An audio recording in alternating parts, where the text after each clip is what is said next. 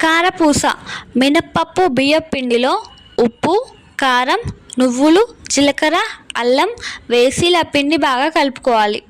ఆ కలుపుకున్న పిండిని గిద్దలో పెట్టుకొని గిద్ద బాగా టైట్ చేసుకోవాలి. తరువాత కడాయిలో నూనె పెట్టుకొని నూనె వేడైందో లేదో చూసుకోవాలి. నూనె వేడయ్యాక దాంట్లో కలుపుకున్న పిండిని కడాయి చుట్టూ ఇలా దూరంగా ఒత్తుకోవాలి. చుట్టూ కాలేలా ఇలా తిప్పుకుంటూ ఉండాలి. ఒత్తడం అయిపోయాక అప్పని ఇలా సన్నని సూవతో చుట్టూ తిప్పుకోవాలి. తరువాత అప్పని బాగా కాలేలా ఇలా రెండు వైపులా తిప్పేసి కాల్చుకోవాలి. ఉండలు లేకుండా ఇలా పొడిగా చేసుకోవాలి. అప్పని ఉండలు లేకుండా పొడిగా చేసుకోవాలి.